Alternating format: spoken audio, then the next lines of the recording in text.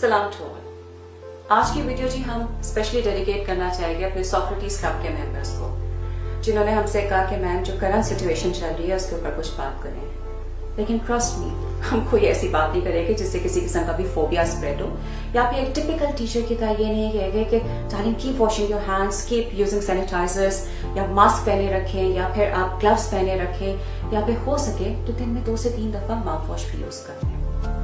ऐसा कुछ नहीं कहेंगे, क्योंकि सारा कुछ तो आपको ऑलरेडी पता है। हम तो आपको जी एक छोटी सी स्टोरी सुनाएंगे। स्टोरी बहुत इंटरेस्टिंग है। एक आदमी अपने गधे के साथ उसके ऊपर सामान लाद के सफर पे जा रहा होता है। रास्ते में एक खड्डा आता है, उसका गधा जो है उसमें सामान समेत गिर जाता है। वो आदमी बड़ी कोशिश करता है कि किसी तरह अपने सामान और अपने गधे को उसमें से निकाल ले, लेकिन क्योंकि इतना लोडेड होता है नहीं निकाल सकता। फाइनली वो डिसाइड करता है कि जी सामान तो गया, गधा भी मर जाएगा, भूखा होकर जो मरेगा, इट्स बेटर कि मैं इसको अभी मिट्टी डालूं, अपने सामने दफना दूं। ये सोचकर वो आदमी जो है मिट्टी उसके ऊपर अपने गधे के ऊपर डालना शुरू कर देता है। उसका गधा जो होता है जैसे ही उसके ऊपर मिट्टी आती है वो उसको छाड़ता है और अपने पांव के नीचे लेकर आ जाता है। और इसी तरह करते करते जब शाम हो जाती है तो आदमी देखता है उसका गधा उसके सामने ऊपर आ चुका होता है, क्योंकि जो मिट्टी वो उसको दफनाने के लिए उसके ऊपर डाल रहा था उसने उसमें से अपॉर्चुनिटी निकाली और वो ऊपर आ गया। यही हिसाब इस वक्त हम लोगों का भी हो रहा है। गवर्नमेंट कह रही है आप अपने आप को घर के अंदर आइसोलेट कर लें। हम लोग समझ रहे हैं कि गवर्नमेंट हम लोगों को दफनाने के लिए मिट्टी डाल रही है। ऐसा नहीं है। हम लोग इस मिट्टी से क्यों नहीं अपॉर्चुनिटी निकाल सकते? ऑप्शन है ना आपके पास। हमारे एक मेंटोर हैं, उन्होंने हमें एक दफा कहा कि सलवा, अल्लाह हर इंसान को हर वक्त अपॉर्चुनिटीज दे रहा होता है, कंटिन्यू बेसिस पे दे रहा होता है। It all depends on you कि आप उसमें से कैसे अपॉर्चुनिटीज को अवेल कर सकते हैं। जो लोग ये सोच रहे हैं कि जी घरों के अंदर उनको कैद कर दिया जा रहा है, उनकी अपनी सोच, उस पर कोई कमेंट हम नहीं दे सकते। लेकिन एक ऑप्टिमिस्टिक अप्रोच रखकर अगर आप सोचें, आप अपॉर्चुनिस्ट क्यों नहीं बन जाते? इसी टाइम को आप अवेल क्यों नहीं कर लेते? ये सोच के कि अल्लाह ने आपको मौका दिया है, किस चीज का?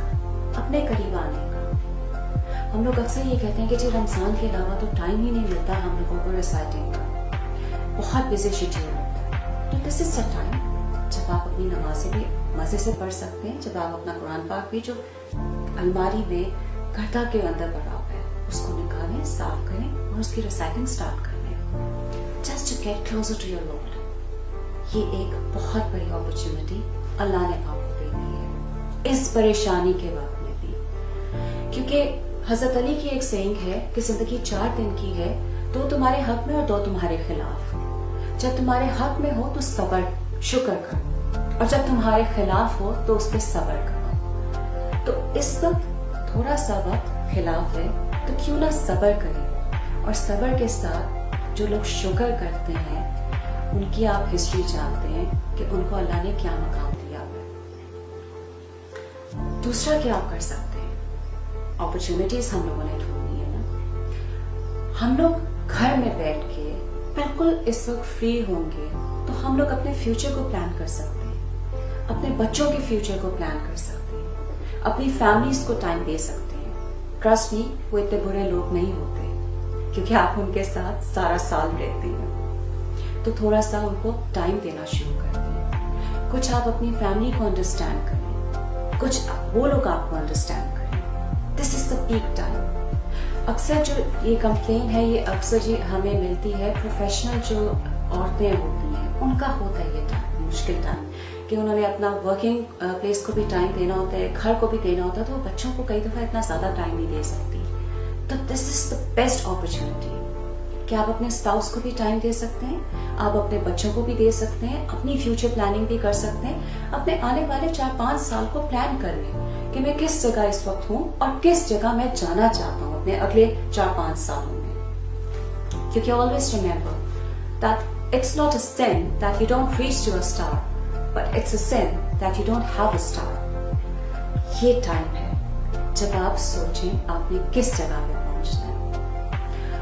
हस्बैंड्स जो हैं जी, उनको हम एक सजेशन देना चाहेंगे कि अगर ये 10-15 दिन अपनी जिंदगी में सुकून चाहते हैं और आने वाले वक्त में भी सुकून चाहते हैं, तो प्लीज अपनी वाइफ्स के साथ अच्छा बिहेव करें, क्योंकि वो ऑलरेडी बहुत ज्यादा प्रॉब्लम में है, पार्लर्स वगैरह बंद हो चुकी हैं। तो दिस इज द टाइम जब आप उनके साथ घर के कामों में उनकी हेल्प आउट कर सकते हैं। दिस इज द टाइम जब आप उनके साथ अपने दिल की बात कर सकते हैं, जिसका अक्सर टाइम नहीं मिलता। एक साथ बैठ के चाय पिए, कॉफी पिए और एंजॉय करें लाइफ को, इंस्टेड ऑफ इसके कि ये सोच लें कि जी आइसोलेशन में चले गए, क्या करें।